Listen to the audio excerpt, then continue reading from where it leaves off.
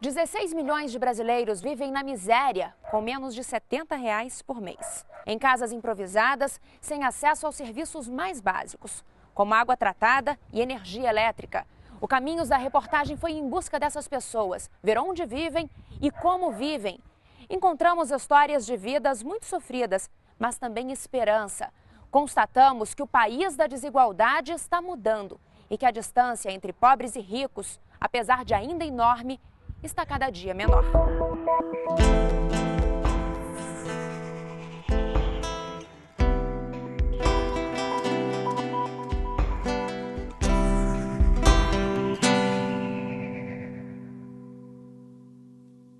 A pobreza, acho que é ver num lugar desse, sem ter dignação, ter lugar digno para morar.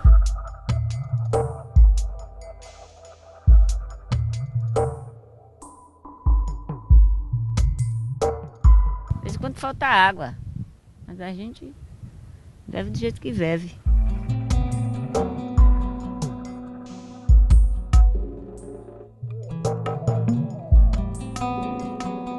Uma casa como daquela lá, um prédio assim, que não fica assim, a casa caindo, né?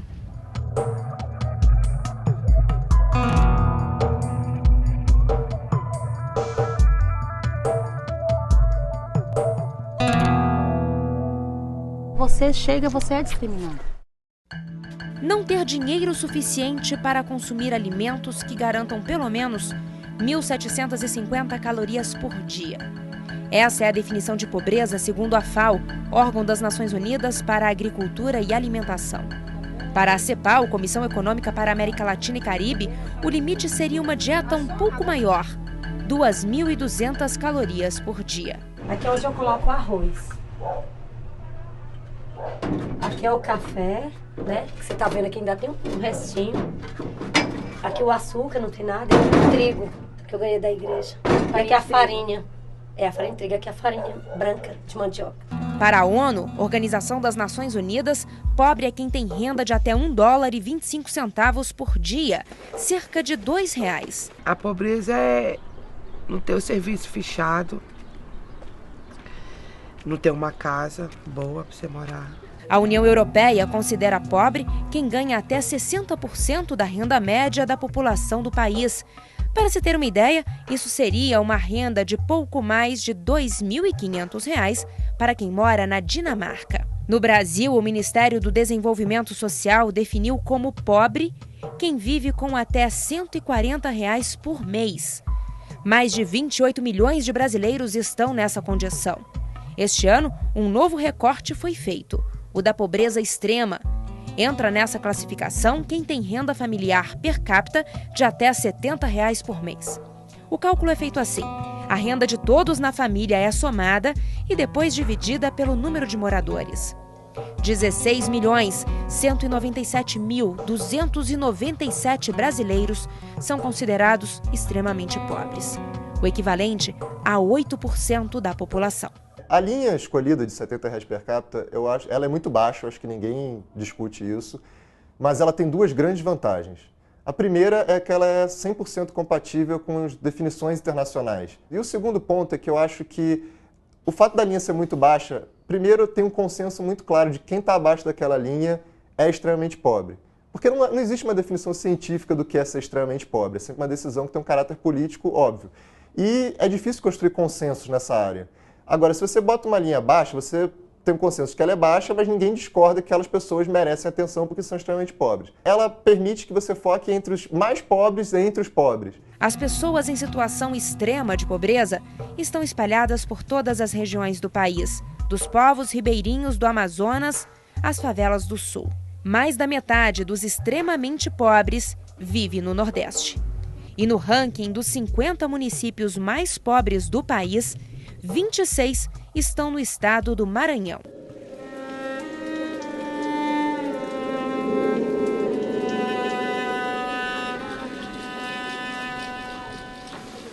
Em comparação ao número de habitantes, o Maranhão é o estado que tem mais pessoas em situação de extrema pobreza. De cada 4 habitantes, 1 vive na miséria. A vida não é muito boa não, senhora. A vida de pobre, sabe como é que é, né? O senhor tem medo da casa cair? A gente tem. Mas o que a gente vai fazer? A gente põe, a gente remenda, mete madeira, compra madeira, remetendo, repregando. Seu Virgino é um dos moradores do bairro da Liberdade, em São Luís. A comunidade é cortada por uma vala, por onde escorre não só a água da chuva, mas também o esgoto de todas as casas. Aqui não há parquinho, e é no meio do lixo e da água contaminada que as crianças brincam, no mesmo lugar onde os ratos se escondem. Boa parte dos moradores da Liberdade vivem no seco, nome dado à parte da comunidade que tem casas em terra firme. Outros tantos moram em palafitas. Em que condições? É o que vamos conhecer agora, a convite da Rose, que vive aqui há 4 anos.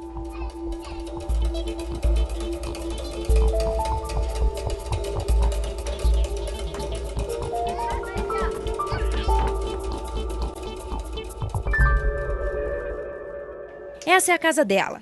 2 cômodos para 6 pessoas. E não tem cama para todo mundo. Dá pra ver aqui nas telhas, tem uns pedaços que não estão tampados, né? Que tem uns buracos. Molha tudo aí, molha. Como é que é quando chove? Molha tudo. E quando chove à noite, que balança muito, a gente fica com medo da casa cair, a gente fica acordado. Aí molha tudo. O único lugar que não molha muito é na sala. Aí a gente corre pra sala. Os meninos estão dormindo, mas eu e eles estamos acordados, porque se acontecer alguma coisa... Todo ano, Rose vive a mesma agonia quando chove, quando a maré baixa e o perigo da casa cair é maior, e quando a maré sobe. Quanto mais a casa mais alta, mais ela balança. E se deixar baixa, a maré entra, aí destrói tudo que tem. A gente já tem pouca coisa e para comprar, a dificuldade. E quando a gente arranja o serviço que maré tá grande, a gente nem vai cair. Porque se quer banhar na maré, a gente tem medo, né? De ir e achar eles banhando na maré. Eles querem olhar, eles pensam que é praia e querem banhar. Aí é de aqui, quem mora aqui é difícil.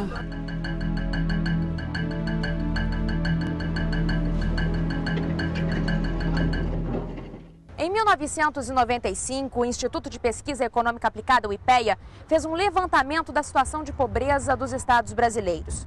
O mesmo estudo foi repetido em 2008.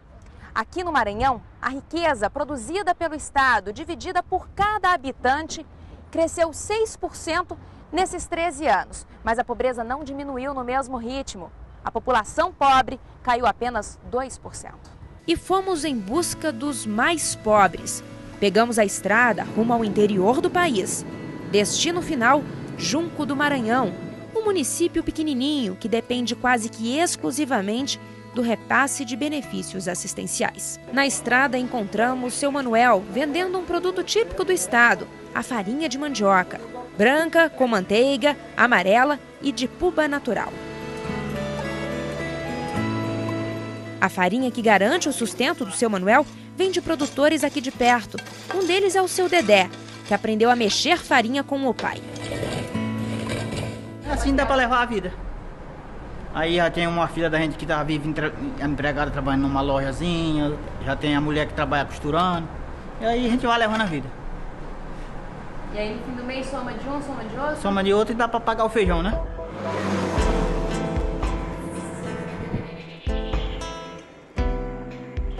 À medida que nos distanciamos mais da capital, o cenário muda.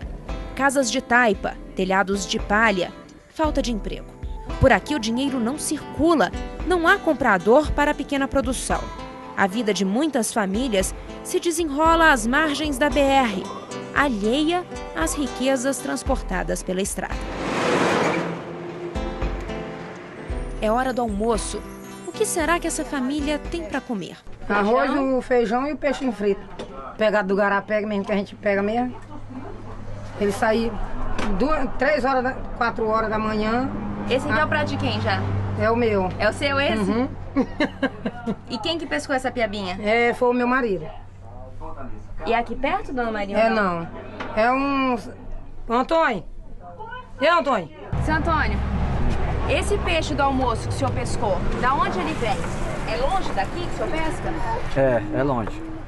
Dá quanto tempo? Eu gasto, para mim chegar lá, eu gasto 1 hora e 20 minutos de bicicleta. Lá eu fico pescando 3 horas de relógio. E aí eu pego 1 quilo de peixe, 2 quilos, eu pego até 8 quilos. O dia que dá. O dia que não dá, eu só pego 1 quilo. E amanhã, o senhor vai almoçar o quê? Amanhã Deus é que vai dar pra gente. E daquilo que Deus deu hoje, Dona Maria já guardou um pouco, pensando no amanhã. Quem não pode botar tudo de uma vez, né? Porque a gente não pode comer muito assim, porque quando é no outro dia a gente tem que ter de novo, né? Aí eu tornei partir e botei dentro do armário lá. Aí eu torno botar no fogo, aí se não tiver eu frito o ovo e o menino come. O meio quilo de feijão tá lá, guardado no armário. Na geladeira, quase nada de comer. Fartura a gente não pode botar, né? O que a gente pode botar só mais é água. Geladeira de pobre só é assim, né? A gente não pode. A gente tem a vontade de botar o que o filho da gente precisa, né? E o que a gente precisa, mas a gente não tem condição. A batata cozida vai ser o lanche da noite, vem do próprio quintal. E segundo seu Antônio é assim, com feijão num dia, batata no outro, que eles vão levando. Aí eu cuido o que dá. Aí eu boto aqui dentro de casa. Aí esse nós vamos tendo. Aí a gente vai lá, põe lá o quiabo na roça, põe de um tudo. Vai fazendo aí. Tem um comezinho aí? Não tem um pedaço? Tem não. Bota um quiabo no fogo, vinagueira ou aboba. Amanhã nós damos um jeito no terreiro, mata uma criaçãozinha. Aí nós vamos intertendo. Deixar morrer de fome, ele não deixa. Depende, nós ter a saúde e se virar. Não é isso?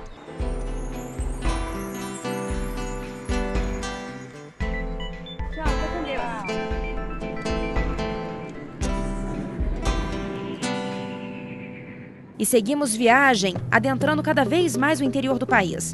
Ao cruzar o rio Turi, encontramos Dona Raimunda, voltando de um dia inteiro de pescaria. Ela sai para pescar às 7 da manhã e volta só quando o sol vai embora. Pesquei piau, piaba. Foi boa a pescaria? Foi boa. Tem um bom peixe. Celeira. 3, 4, 5, 6, 7, 8, 9, 10, 11. Tem 11. Aí dá de fazer a janta hoje. Nós somos 4 em casa. A gente faz a janta. Aí amanhã pesca de novo. É o serviço que a gente tem aqui. Pesca, vende, compra carne, frango, compra arroz, farinha, café, sal. E passando a vida.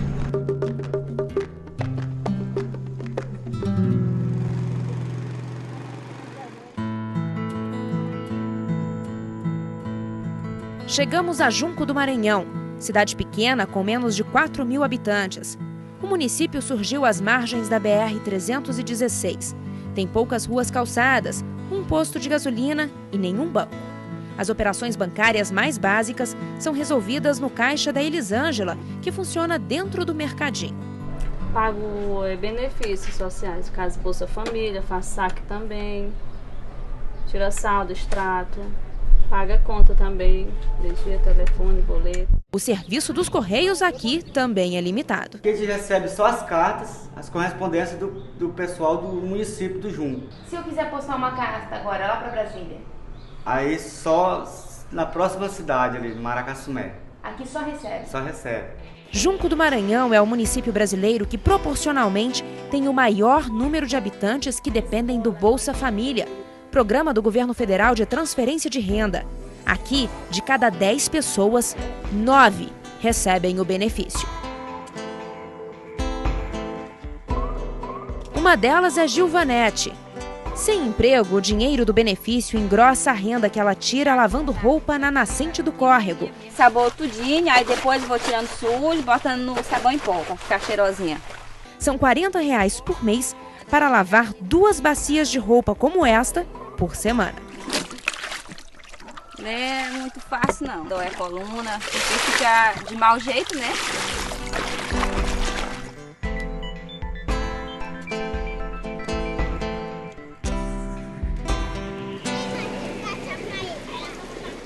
Em cidades pequenas, principalmente do interior, é muito difícil encontrar emprego. Trabalho formal com carteira assinada. Quando não há uma indústria ou uma grande empresa na região, a economia do município geralmente gira em torno do comércio local. São lojinhas como a Mercearia Souza, que atendem a população do município e que geralmente são negócios familiares, como esse aqui da Lucilene. Lucilene, quem que você emprega aqui na mercearia? Aqui não tem nenhum empregado. Nós tem aqui trabalha aqui só eu, minha mãe e meu irmão. Eu e minha mãe somos proprietárias. Meu irmão só ajuda aqui a arrumar alguma coisa assim que a gente precisa. Alguém contratado mesmo da mercearia não tem? Não tem nenhum Por quê? contratado. Porque a renda é muito pouca, baixa, a gente não pode contratar ninguém, porque não dá conta nem de pagar. Sem oferta de emprego, 832 pessoas na cidade sobrevivem graças ao repasse do Bolsa Família. E ainda há 300 famílias na fila. Tem família que recebe R$70, outras que recebem 134, tem outras que recebem 200 e a mais que recebe é 240, né? É uma forma de ajudar, só que ele também tem que saber que aquele dinheiro não dá só para a pessoa viver, né? Ele tem que procurar o trabalho, alguma coisa para sobreviver. Aldenice é assistente social de Junco e conhece bem a realidade das famílias daqui. Para ela, só há uma saída: a qualificação da mão de obra. Sem qualificação, é quase que impossível a pessoa sair do Bolsa Família. Ela fica atrelada e fica até acostumada a essa situação, a essa transferência de renda, né? Então a pessoa não tem como se emancipar se não houver realmente um compromisso de qualificação. Como não tem emprego, a busca, a necessidade da família é urgente. Então ele vai buscar em outros estados, em outros municípios. Aqui, por exemplo, aqui a grande massa daqui sai para o estado do Pará porque fica mais próximo. É BR-316, aqui a acessibilidade de transporte é muito grande. Chegando lá, ele não tem nenhuma qualificação e aí ele não consegue absorver, a mão de obra não consegue ser absorvida e com isso ele fica numa situação de exclusão social. Aí daí ele pode virar um morador de rua, daí ele fica sem nenhum amparo por conta das políticas públicas daquele município, daquele estado que ele está lá naquele local. E aí a vida fica muito mais difícil para ele lá. Eu vejo que as pessoas têm muito potencial. O fato de ser pobre não quer dizer que ele não tenha potencial. Ele tem. Agora ele não tem oportunidade.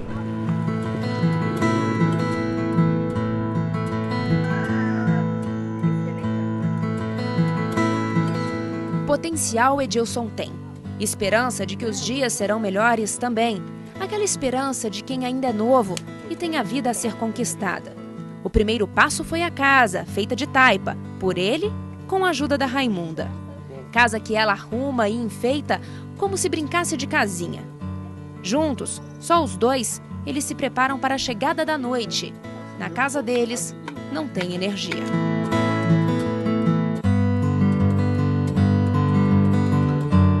E quando a noite chega, voltamos à casa de Edilson e Raimunda.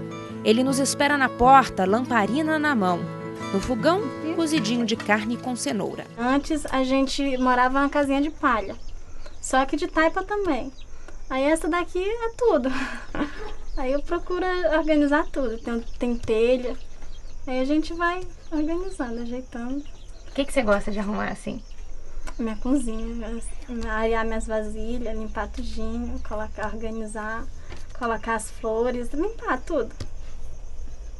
Aí fica bonitinho, sei lá, eu acho que outras pessoas também, né? Acho bonito, gostam. É isso. É linda a sua casa, não é? Eu acho linda. O celular de Edilson toca, sinal de que hoje vai ter trabalho. E aí, vai ter gado hoje? Mas 9 horas eu tô aparecendo lá, viu? Meu trabalho, por enquanto, eu tô trabalhando tratando fato aí com os meninos, eles matam gado, aí eu tiro o bucho do boi, aí eu vou corto o bucho do boi, jogo aquela merda fora. Aí lavo o bucho bem lavadinho, trago, pelo, aí destripa as tripas, revira e escaldo. Aí levo pro açougue, lá eles pegam e vendem. Que hora você faz isso? Eu trabalho das 9 até as 3 horas por aí, 5 horas, às vezes eu termino. Do dia? Da madrugada. Eu começo a trabalhar 9 horas, quando dá 3 horas da madrugada, às vezes eu termino. 5 horas, às vezes. Quanto você tira, Edilson? Eu tiro, às vezes, R$7 um fato. Aí se eu fazer a semana toda, às vezes eu tiro uns 40 conto, 50 por aí. Às vezes dá de eu comprar o que tá faltando dentro de casa, dá de eu comprar uma carne pra gente jantar, a gente almoçar. Mas é apertado, né? É apertado, mas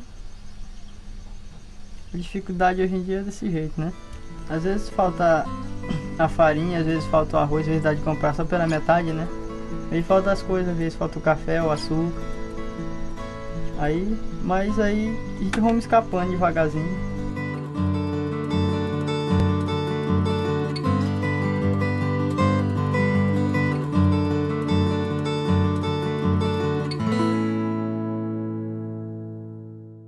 No próximo bloco, os mais pobres entre os pobres. Mulheres e negros são maioria entre os que vivem na miséria.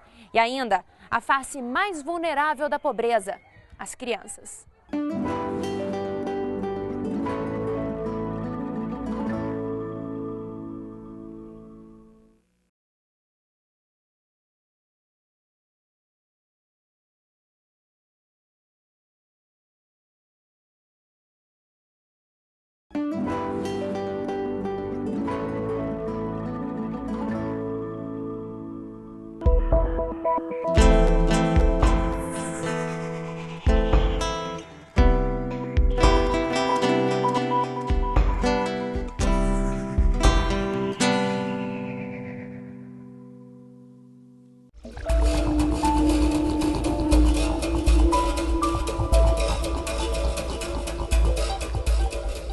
Quilômetro e meio.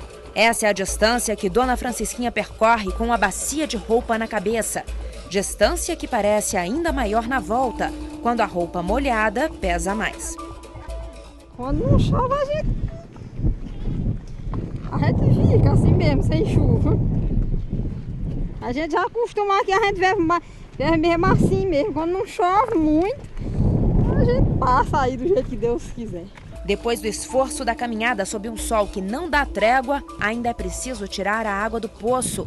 Cada balde que é puxado pesa mais de 10 quilos. Na lida diária de Dona Francisquinha, muita coisa a fazer, mas nada de renda. Agora eu mesmo, minha pessoa, eu não ganho dinheiro, porque eu não tenho como sair para trabalhar para fora. Porque eu carrego água, eu trabalho na roça, eu cuido dos bichos, eu cuido dos meus filhos, da minha casa, aí eu não tenho como sair para trabalhar para fora. Aí eu gostaria, assim, de ter um meio de ter renda, assim, de como ter renda para ajudar em casa e ter como conseguir ter uma casa boa, né? Porque a minha casa é um pouco ruim. O poço aqui na região do Angical, interior do Piauí, é comunitário.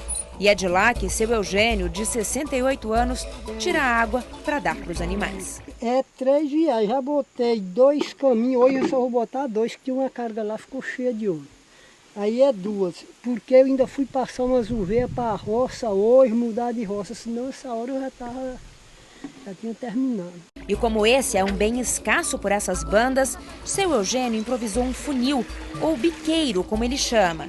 E quando os baldes já parecem cheios, ele inclina e ainda consegue colocar mais água em cada um, quase 1 litro, que lá na frente faria falta. A água do poço é para a criação de bode, que espera com sede. Criação pé duro, como dizem por aqui, miúda, adaptada ao lugar. Como também já se adaptou quem vive aqui desde criança. 12 em cada balde 12 desse? em cada balde desse. E na cabeça? 12 também, que a latinha é a mesma coisa desses baldes. Sabe? Não é muito pesado não na cabeça? É nada, a gente já acostumou. Quem mora no interior já acostuma com tudo.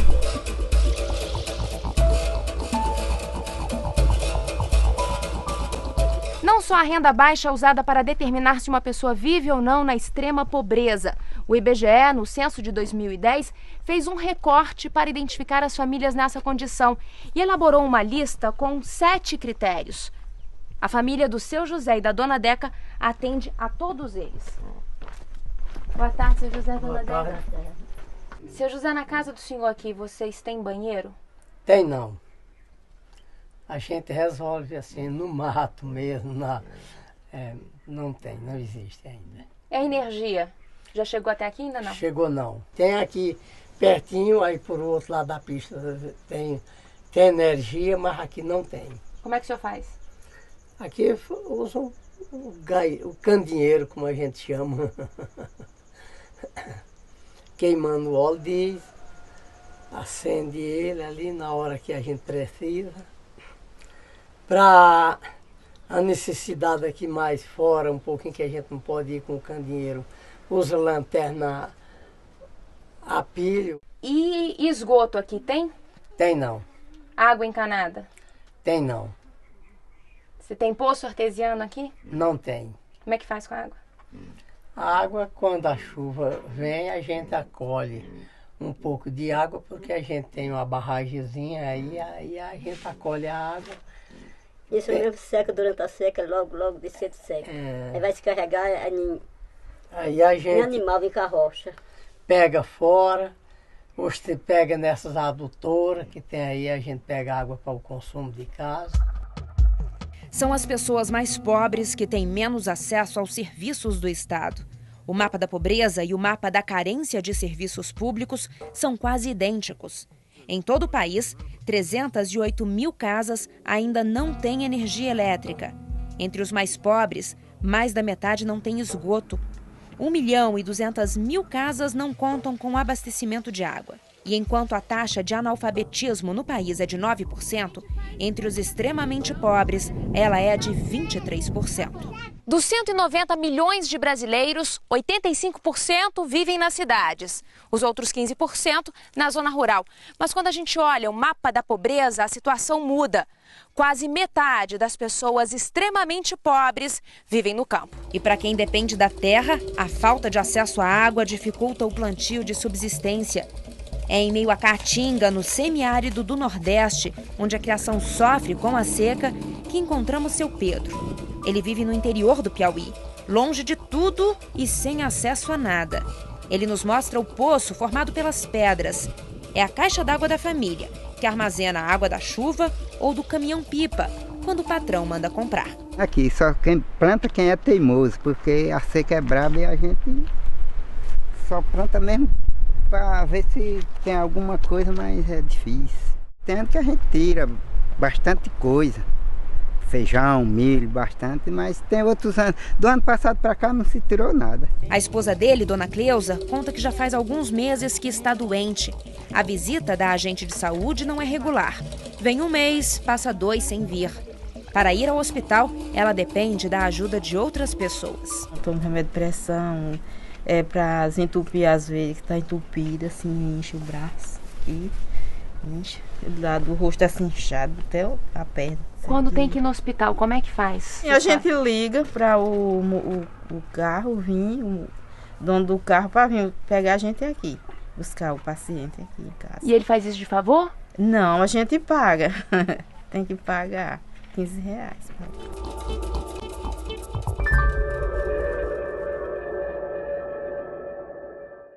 Dinha, Franciane, Laís, Geisa, Paulo Henrique. Esses são 5 dos 7 filhos de José Francisco e Francilene. Aqui a gente chega a passar fome. Mesmo com a rocinha e... Mesmo com a rocinha. Tem vezes que a gente passa necessidade muito mesmo. Porque não dá o que tem, não dá? Porque não dá o que tem, né? E aí a gente com esses meninozinhos aqui... A menina abusa para um lado, a menina abusa para outro. Aí o jeito que tem a gente ir na batata, na macaxeira é assim. Tem dia que eu amanheço o dia aqui, menino, sem ter nada, esse daqui diz logo. Se tiver só café puro, se amurou no pé da mesa e pronto. E quando não tem o café para eles ir tomar antes de ir pro colégio, eu não deixo eles ir.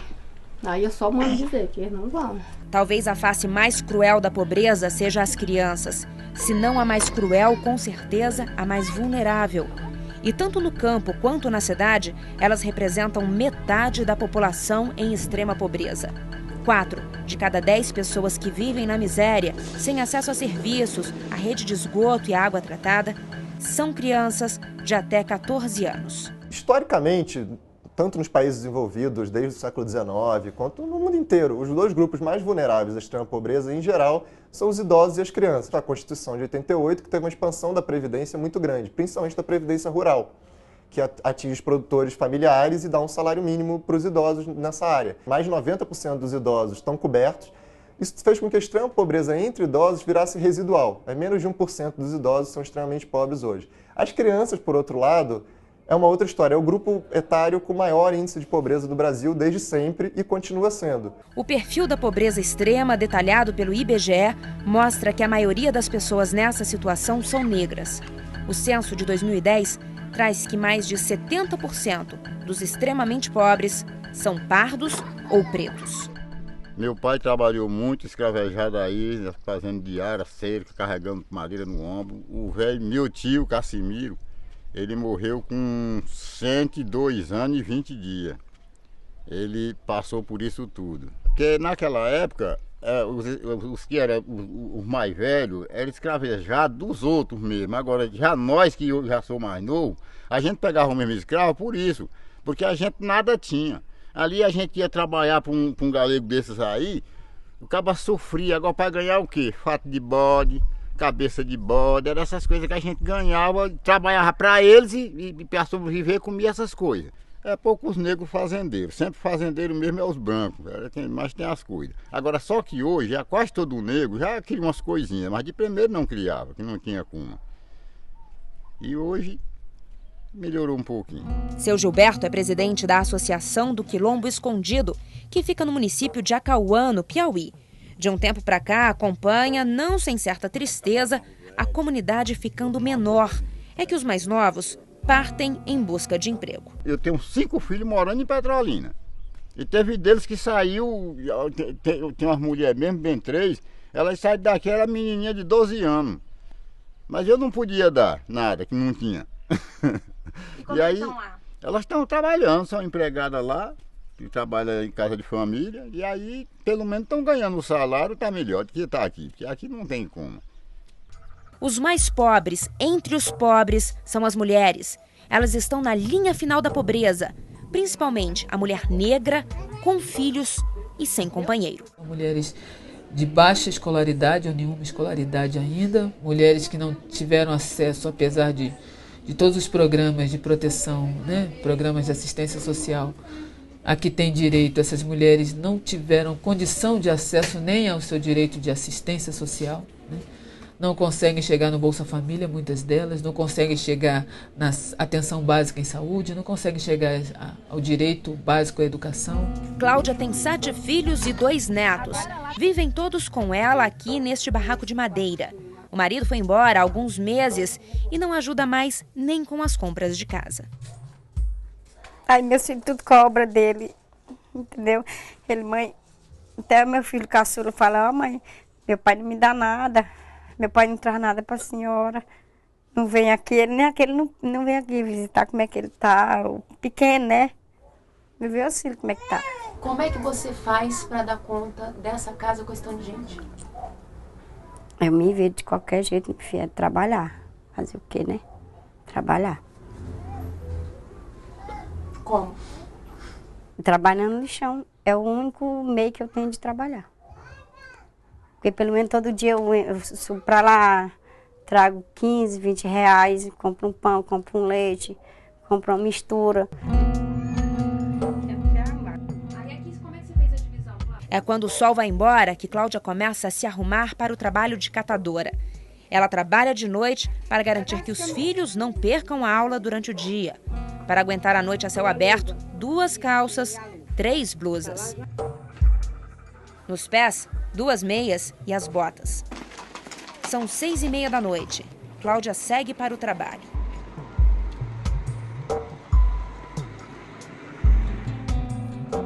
Quando chega, dezenas de colegas catadores já estão na ativa.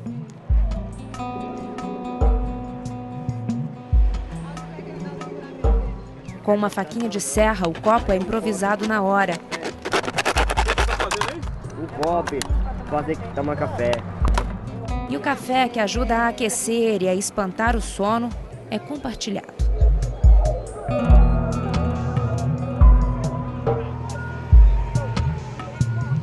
Quando a carreta chega, todos se posicionam. É para garantir o lugar quando o lixo for despejado.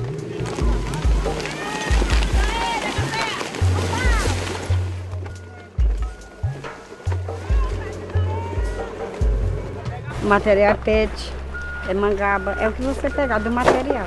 A latinha, cobre, alumínio. Aí você leva daqui, despeja no bag e volta de novo.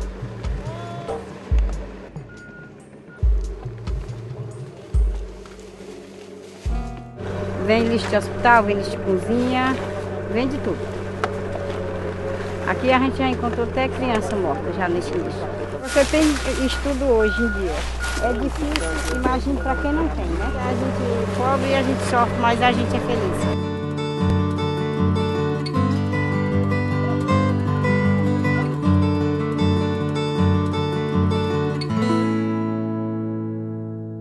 A seguir, a desigualdade no Brasil é a menor dos últimos 50 anos e os esforços para conseguir eliminar a pobreza extrema até 2015. Você vai conhecer ainda o IFF, Índice de Felicidade Futura. O Brasil é o líder mundial.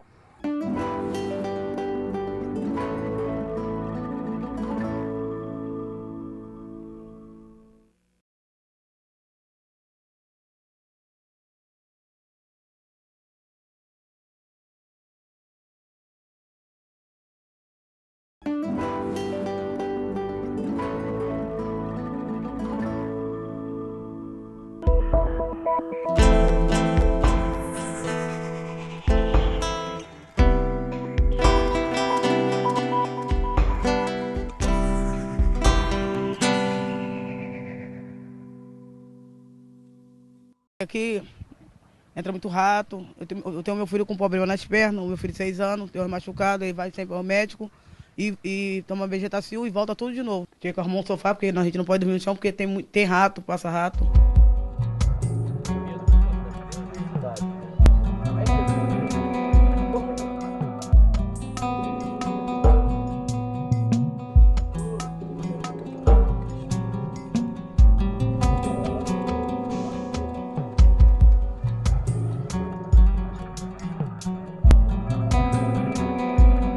Dos 16 milhões de brasileiros na extrema pobreza, 8 milhões e meio vivem nas cidades, espremidos entre bairros urbanizados. Sem condições de pagar o aluguel, vão se acomodando como podem. Em morros, nas margens de cursos d'água, perto de lixões, na beira da estrada. Em casas sem nenhuma estrutura, nenhum conforto e de maneira totalmente improvisada. Essa é minha janela, ela funciona assim, eu fecho ela com mãozinha de pilão. E a segurança aqui? Segurança, antes era pior, né? Mas agora deu uma melhorada. Eu tá com um mês que eu tô sem bujão. Eu subi pro lixão, quando eu cheguei, a janela tava aberta e já não havia mais bujão. E agora? E agora eu tô cozinhando na sogra. Eu quero construir, assim, uma família bem bonita, assim, entendeu? Pros olhos das pessoas, pros olhos de Deus. Né? E que eu não passe, porque eu já passei. O que você já passou? Fome. De acordar e não ter o pão de cada dia dos meus filhos, não ter nada. Arrumar um emprego fechado, entendeu? Poder manter meus filhos, minha família, estabilizar. Porque eu não quero voltar atrás e passar tudo que eu passei aqui, não. Acordar, não ter o pão, não ter o leite deles. O dia a dia triste. Ficar preocupado que vai comer, entendeu? Ter que subir pro lixão se arriscando atrás de uma máquina pra catar latinha. É um risco. Eu perdi pessoas que eu conheço, que eu convivia. Eu perdi atrás daquela máquina. Do lixão. Mais da metade da população extremamente pobre que vive nas cidades está no Nordeste. 1 em cada 4 na região Sudeste. Só na cidade do Rio de Janeiro, segundo a Prefeitura, mais de 1 milhão de pessoas vivem nas favelas. Em muitas, a segurança chegou com as UPPs, Unidades de Polícia Pacificadora. E com ela, a tranquilidade e o direito básico de ir e vir, mas não a cidadania plena. Agora ficou muito melhor, porque não tem drogas, entendeu? Não tem traficante, a gente pode viver tranquilo, dormir tranquilo. Os nossos filhos podem subir e descer sem problema de tiroteio nem nada. Antes tinha coleta do lixo, tinha garinha comunitária.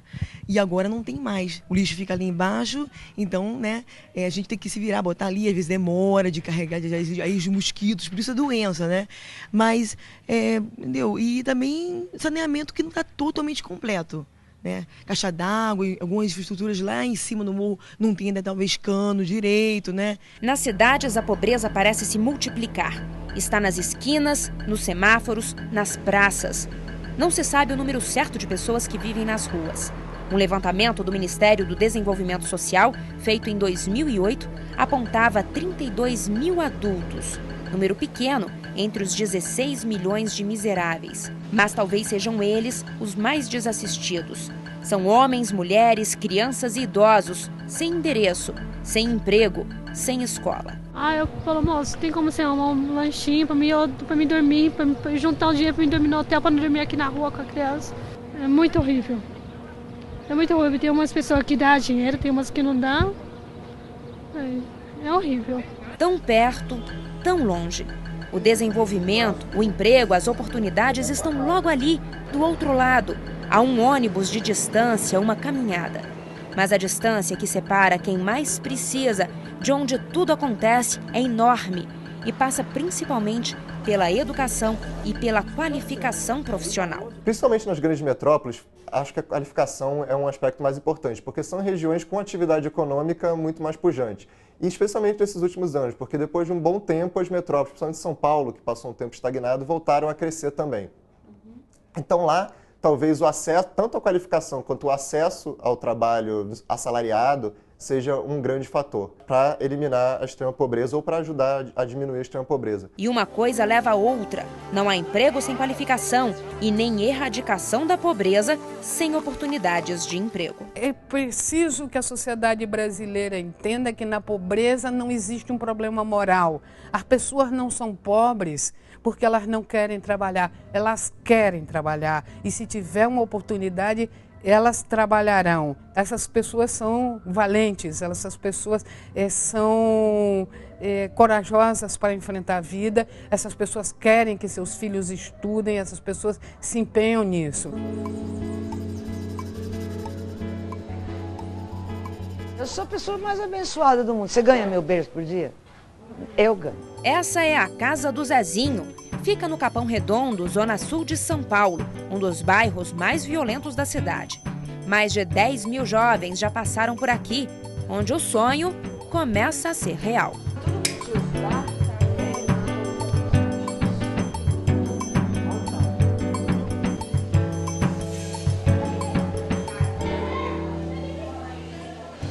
Aqui a oportunidade que morava longe se faz presente.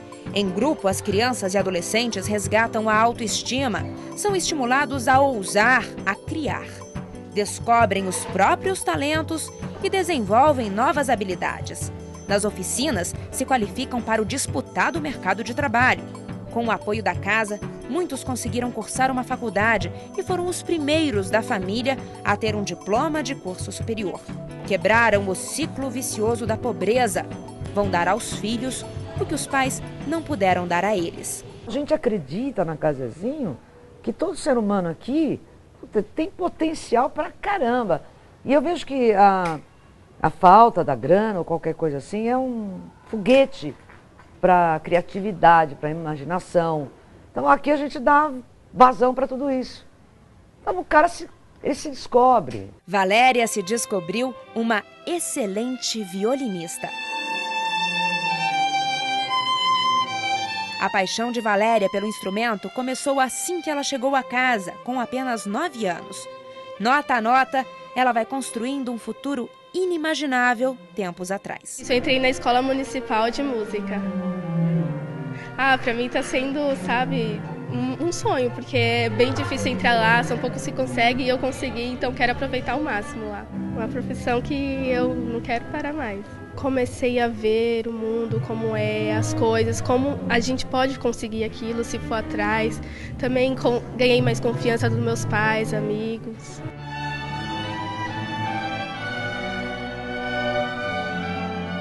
Se a década de 80 foi marcada pela redemocratização e a de 90 pela estabilidade da economia, a primeira década dos anos 2000 tem como principal característica a queda da desigualdade. A distância entre pobres e ricos nunca foi tão pequena. Ainda assim, o Brasil é um dos países mais desiguais do mundo. É o índice de Gini que mede a desigualdade. Ele varia de 0 a 1. Quanto mais perto de 0, mais igualitária é a sociedade. O Brasil tem nota 0,53. É um dos piores índices do mundo.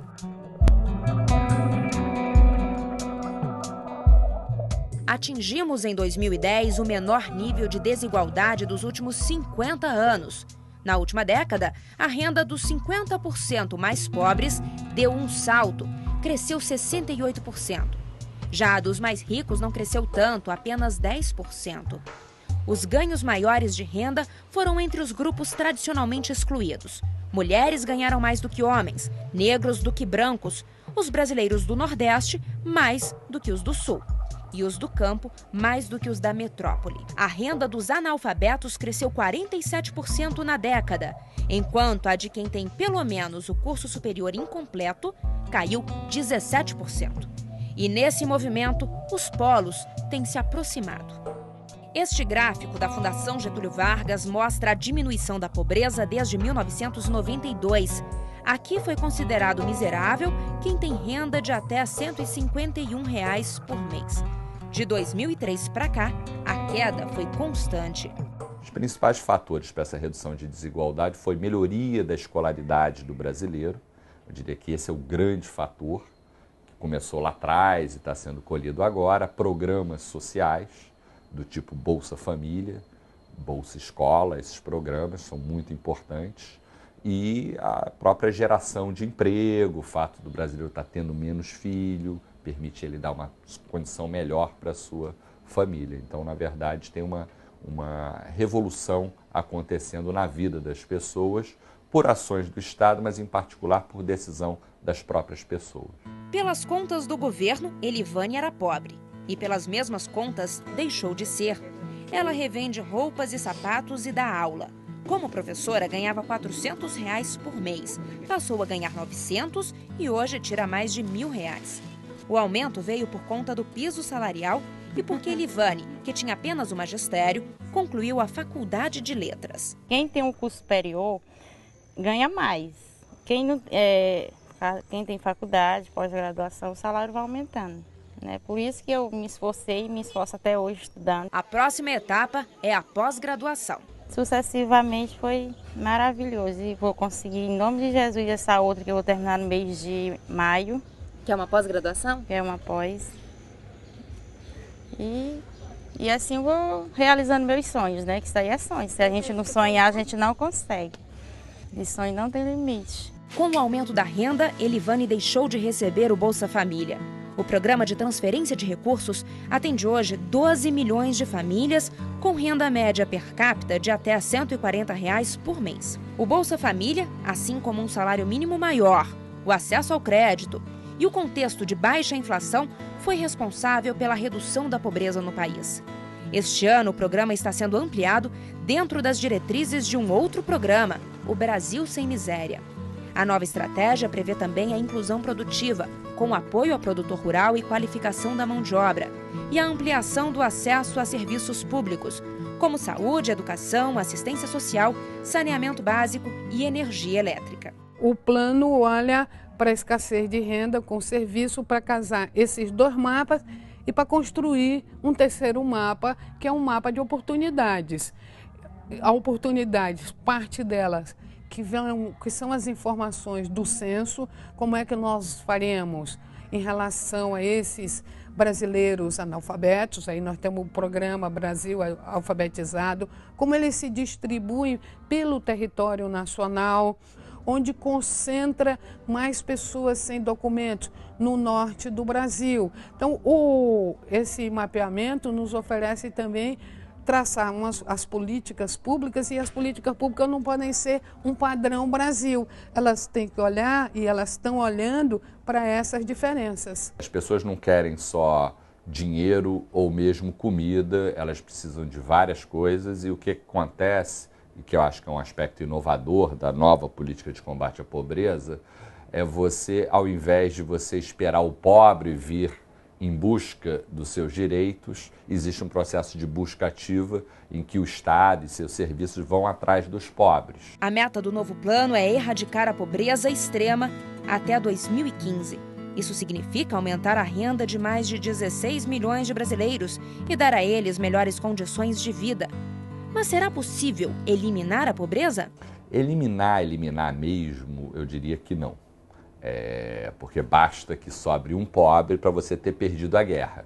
Agora, a meta de erradicação é uma meta muito interessante. Não dá para ninguém, nem mesmo a oposição mais refratária, ser contra essa meta. Mas, vamos dizer, é uma espécie de um santo graal, onde você vai buscar ele, você não vai chegar lá, mas há uma busca que enobrece o espírito e o corpo da sociedade brasileira. E nessa busca, o Brasil conseguiu atingir um dos objetivos propostos pela Organização das Nações Unidas, as chamadas Metas do Milênio, assinadas por 192 países. A primeira delas previa a redução da pobreza pela metade em 25 anos, no intervalo entre 1990 e 2015. O Brasil já chegou lá e agora se prepara para a nova redução. Mas eu acho que essa própria emergência dessas pessoas que saíram da pobreza, dessa nova classe média, ela atua um verdadeiro Pelé da nossa economia, numa fase de restrição de demanda externa por causa da crise, ela mantém as rodas da economia girando. Então eu acho que é bem possível a pobreza nos próximos 4 anos reduzir em 50% a pobreza em geral. Essa é a nossa projeção. Ou seja, a gente estaria fazendo em 4 anos o que a ONU fala para fazer em 25 anos. Eu acho que esse é um objetivo louvável e possível. Dificuldades, sofrimentos, incertezas. Apesar de tantas adversidades, o brasileiro é um povo otimista. Um levantamento feito em 144 países mostra que o Brasil é recordista mundial de felicidade futura. Em uma escala de 0 a 10, o brasileiro deu nota 8,7 à expectativa de satisfação com a vida em 2014. Somos um povo otimista, ao mesmo tempo reflete também um cenário de conquistas, principalmente para a classe mais pobre da população. Então tem um dado cultural, tem um dado real e tem um dado subjetivo. Quer dizer, o espírito brasileiro é um povo de espírito jovem, de espírito de nova classe média, que acha que vai subir na vida. Então a responsabilidade dos governos e da sociedade para que esse sonho brasileiro seja realizado é bastante grande. Eu acho que a felicidade da gente é a gente ter paz, né? Ter saúde, ter uma família estruturada, ter uma casa para morar. Você considera uma pessoa pobre ou rica? Rico. Porque eu tenho a graça de Deus comigo. É lado.